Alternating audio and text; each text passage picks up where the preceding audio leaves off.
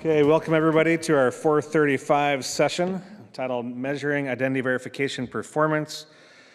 Our speaker for this session is Chris Cortez of Onfido. I'm going to cut the introduction short and turn things over to you, Chris. One last reminder for those in the session or those at home, please add the session to your schedule and ask questions through the app. We'll do Q&A at the end. Thank you. Chris. All right. Hi, everybody. I'm Chris Cortez. I am the vice chair at the Identity Verification Working Group. So what that working group specifically focuses on is around the IDV process. You may have seen a session earlier today that spoke a bit about the face verification side of that. Today we're going to be talking about the document verification side. And we'll start looking at what these best practices are around measuring performance within that IDV flow. So the way that we're going to go about this, here it is. The way we're going to go about this, we're going to take a look at what a scenario is for a relying party as they are looking at IDV vendors, as they are going through a new project, and start talking about what are the measurement methods that are most effective for that, and what are the metrics that we should expect to come from vendors and to when they are working with these relying parties to get an efficient and effective IDV system out. So within the IDV project lifecycle, there are a couple different steps. And we're going to walk through what each of those steps looks like and then begin discussing a bit around what are some of the most effective methods for understanding performance and assessment within those, as well as what some of the most understandable metrics are, especially when looking at comparing across, say, multiple vendors or multiple options, or even multiple parts within your overall production amount of volume. So the scenario. As a relying party, I am looking at going into a new geography. And in this new geography, I have a need for identity verification. Now, IDV, for most relying parties, likely isn't your first, second, or even third kind of thing on your mind when you're coming into this new geography. What you are looking at is how your services, how your offerings can perform within that area. And coming into a new geography, what you're probably first looking at are vendor options. So in this case, let's say we have 3 vendors that are capable within this geography that I am looking at going into. However, they each propose and showcase their level of performance in different metrics and using different approaches. How do I, as a relying party, understand and compare, really, between those two? And it's really important to think about this as a test. You want to have something that is consistent for these 3 different vendors and making sure that they are testing against something that you care most about. So if you're going into a very specific new geography, you need to have that regional scope in mind. If you're looking at this new market, this is really going to be a forecast for you of what you can come to expect the performance to be in that new region. And then also make sure that in terms of coverage, the actual attack types that are out in that market are being covered. So that level of consistency will bring comparability when we actually think about how do we get a common set of measurements so that we can compare between these different vendors. So let's say now I've decided on a set of vendors that I'm going to be working with in this new geography. Well, I also need to make sure that I am compliant within that specific region. And obviously, there are many different compliance standards all across the globe. And it's really important that I, as a relying party, am going to look at how can I showcase my compliance to regulators. So this is normally done using third-party assessors in order to go and showcase that I am meeting let's say IAL2 here in the US or ETSI in different areas of Europe, and making sure that that goes as smoothly as possible. So that can be region-specific validation. Different countries can sometimes emphasize how effective your performance is for their specific identity documents, as well as your performance across kind of the geographic range of identity documents that you might see out there. So beyond that region-specific validation, there is also an expectation when you're working on compliance of continued or ongoing monitoring. Compliance isn't just a static thing. We always expect that compliance standards can change over time, and we need to be constantly aware of what our performance and our capability against those compliance standards actually is throughout the production process. So let's say we've passed that initial compliance review, and we have agreed with the set of ongoing kind of review we need for that. Well, now we are fully underway. We have our full system up in place for this new geography, and we need to make sure that things continue to operate as we would expect them to. So now we're looking into the operations of our IDV system over time, and now we're starting to really look at what is production doing? How is production performing against real live volumes? In this case, we're actually looking at something a little differently. Before we were trying to measure kind of against known issues or against known document types. This is where we start getting a little bit into the unknown. We need to start understanding and knowing or discovering what we don't know. So in this case, finding potentially new top impacting issues, some new types of attack vectors that may be coming up, measuring those relative volumes of those attack vectors that we know what to prioritize and how to go about addressing them, and then possibly even working with other groups, R&D groups, maybe an in-house or maybe other types of vendors that focus on this type of area to make sure that your production system is being compliant and is addressing these new attack types as they arise. So the final part now, let's say we've got this operational review in place and things are generally going great, but we found an issue. In this case, it's really important that we're saying we can have the ability to understand what issues we are seeing, but also now that we've found issues, we have the ability to go and measure what the impact was before any types of fixes go in place, what a proposed change actually could be, and then what the performance looks like after a proposed fix happens. So for this particular task or activity that you have in this scenario, it's really important that not only are you measuring across the entire volume, but you're starting to measure into what are the top effects, what are the top root causes that we may be seeing. This can be demographic split, this can be document type splits, to really understand how you can find those major issues, address them, and make sure that they have been fixed going forward.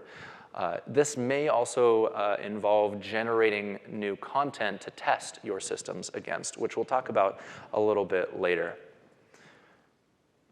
So now that we've gone through the entire scenario, we've gotten a set of tasks that we know we need some form of measurement for. What are the different types of measurement that fit well for each of those different tasks? Now, the first thing when we're looking at our very first task of trying to decide on vendors is you're coming fresh to an area, set of vendors that we want to have a direct level of comparison against. Well, third-party measurement is incredibly helpful to have something like this. There are sets of certification and accreditation processes. Compliance, the kind of compliance area has a lot of focus on bringing in these types of third-party objective assessors to ensure that with the FIDO Alliance's DocAuth certification, we are also working on bringing that same level of objectivity to the performance measurement aspect of document identity verification processes. Like we talked about in the first overview of this task in the scenario, it's really important to focus on how do we get region-specific measurements. In general vendor kind of speak, they may say we have a certain level of performance globally, and that may not particularly apply to the specific region that you are looking at. And so third-party measurement allows for better clarification, better specification if you are looking for, say, a certain region and understanding the performance within that. So the next thing that's a really helpful measurement process is installing or implementing a feedback loop. So this is one of the less expensive measurement methods that is available and is generally a more reactive approach to looking at measurement. But the focus is making sure that you have an open channel between a vendor, a relying party, and any type of applicant that is going through this process. So generally in the industry, what you'll see is vendors and relying parties having fairly deep integrations that will allow for the relying party's customer support processes to flow through into this type of positive feedback loop that then is able to get to the vendor for any possible issues, and then the vendor is able to iterate quickly and improve based off of known customer issues. So in real life experiences with these, generally what you will find is seeing a lot larger number of false rejections that come in through this process, as customers generally are not very happy when they see that, hey, I was not allowed into my service when I really should have been. False acceptances, those types of attempted frauds, generally require a bit more investigation, and a lot of times that is generally better to look at in a proactive way rather than looking in a reactive way like the feedback loop. And so a more proactive way of looking at measurement is then the production results review process. And so this is taking a look at what your actual production volume is, taking some form of sample of that, and then going through and understanding what the top issues are seeing there. Now, this is generally a much more expensive process to implement than a feedback loop might be, and requires a lot more in-house expertise, as you are now asking essentially to review the analysis or the results of what a production system has already performed, and you need to have a certain level of expertise in fraud detection in order to assess that. There are a couple different sampling strategies that are used in this area. Random sampling is probably the one most people are familiar with. It allows you to take a look at the overall volume and then apply the measurements from that small sample into the overall volume. However, there are other approaches. Stratified sampling is one where you can think about the most important buckets that you care about and then kind of oversample within those. So if you have certain document types that you really care about and you want to make sure that you have granular performance metrics in each one of those, you would look at more of a stratified sampling approach. And then the final one, boundary sampling, is something that is generally very heavily used in automated and machine learning based systems. So if you've ever used a human in the loop based model, this is how a lot of sampling happens based off of a confidence kind of metric that would come out of the model. And if your system is not very confident in the result that produces, then generally that's sampled in and reviewed in order to take any of those things that have kind of the most concern or the least certainty to them. For all of these, it's really important to make sure that you have a statistically significant count within your overall sample. But then at the end of this, you also get a great benefit in being able to generate ground truth data. So what that is pending your approval from relying parties or from the applicants themselves, the ability to reuse that data in a ground truth data set. And so that ground truth data set really fills out the last part of what the measurement view is for your entire flow.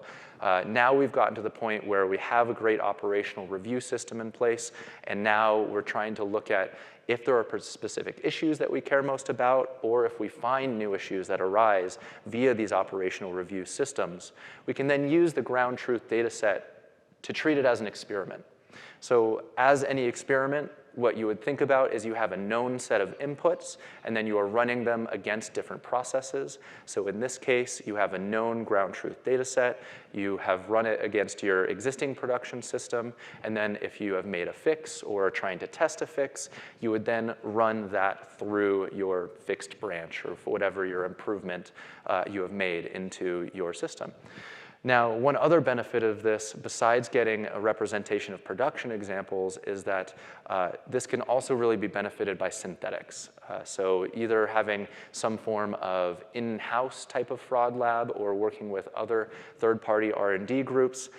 There are a lot of testing labs that enable this generation of synthetic fraud content will really help you speed up your ability to improve your system and to experiment with new attack vectors as they're found.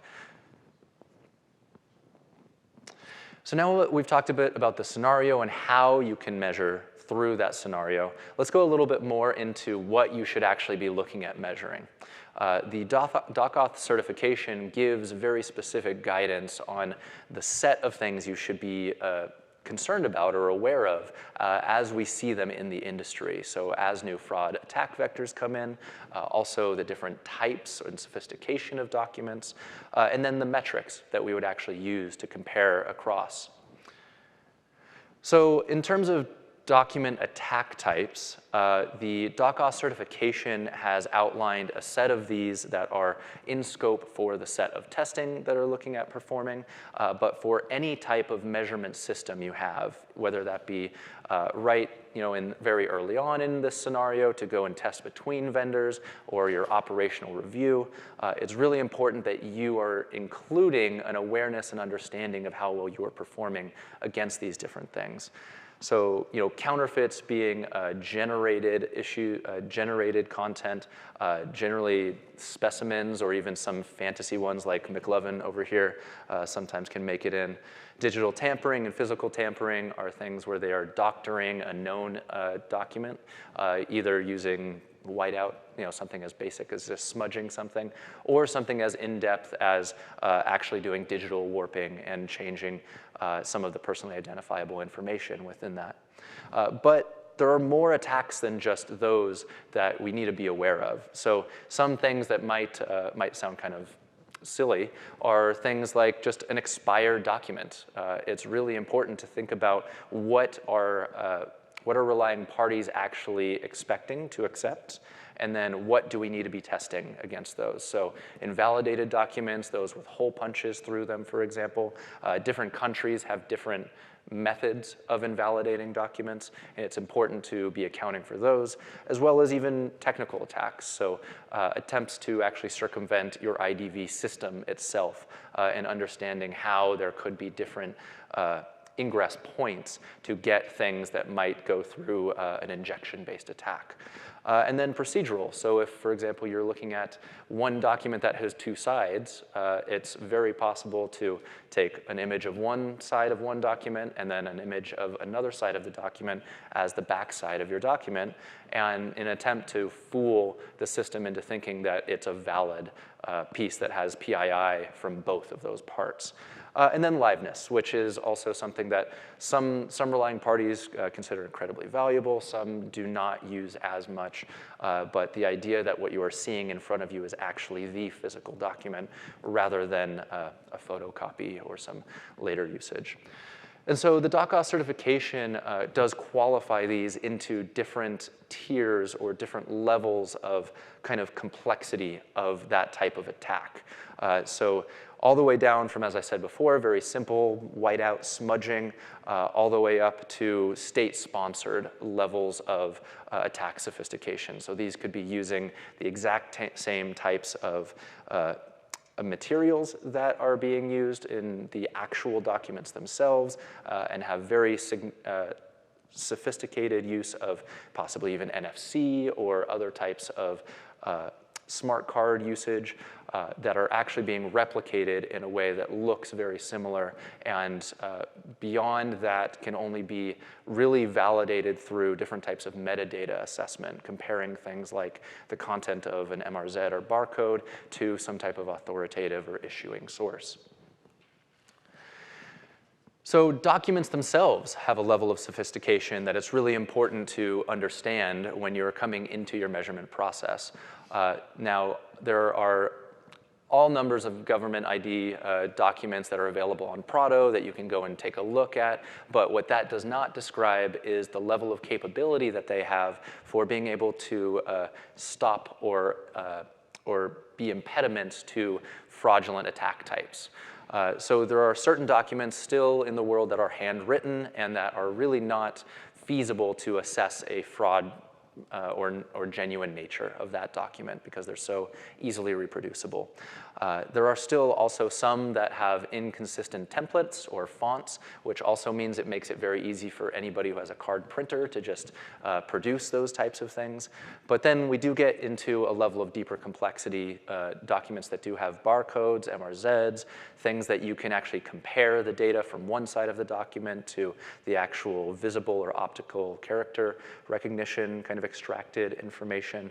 And then we get all the way up from visual security features such as the holographs or OVI, up even to that smart card level of NFC chip that really allows a deeper level of security for these documents. And it's important as relying parties and as vendors to understand that these different levels of sophistication are going to produce different levels of performance in a system. And so we need to make sure that when we are setting up our tests or going into a new geography, that we have a full view of all of the identity documents that are available to our clients in those areas. And then the final thing is metrics. So making sure that we're all speaking in the same language when it comes to how is performance actually measured is really critical so that we can work together to build from key performance indicators into even service level objectives, straight commitments that we have as vendors and relying parties to working together in order to improve and keep this performance at a high bar. So any IDV system is going to be looking at first making sure that you're accepting the right evidence, then making sure that it's being read and interpreted correctly, then going and catching any fraudsters as they are coming in while still making sure that you are accepting all of the genuine users that should be let into whatever service this is being defended against. And then finally, the bottom line, that you are getting the right number of your clients or your applicants who are submitting accepted into using your system. And so let's look back at the scenario itself and take a look at how this applies to each of those particular tasks. So in a vendor decision process, it's really valuable to have some form of third-party objective assessment. DocAuth certification within the FIDO Alliance is what we are proposing to the industry as that level of standard for performance. Using measurements like the false acceptance rate and false rejection rate to make sure that we are all speaking the same language and that we can compare across vendors. Compliance similarly uses third-party assessors right now, and we expect that as well as production review to be some of the most critical pieces to ensuring that you are accepting the right things for classification accuracy, and then you are reading them in a way that is expected by those different regional or governmental entities. And then through operational actually flow of your project, it's important that you have both a line in from your clients and relying parties into vendors and back out for improvements, as well as a proactive form of production review available to you.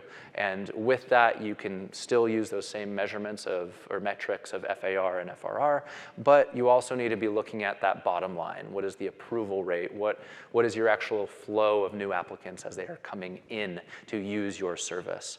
And then finally, with the service improvement, ground truth data sets being in place. So if I can leave you with anything, the main thing is that as an industry, IDV is maturing. We have an expectation that we should be working together to speak the same language, using common metrics, using common methods, so that we all keep a high bar of performance. And the DocAuth certification is one tool that you have, as well as a set of other measurement methods. Thank you. Well, Chris, you managed to cover this in exactly 25 minutes and 10 seconds. All right. So you're avoiding Q&A. If anyone has questions for Chris, please grab them outside. Anyone remotely, please send an email to us. We'll figure out how to get it to him. So thank you so much. Thank you. All right. Thanks. Yeah.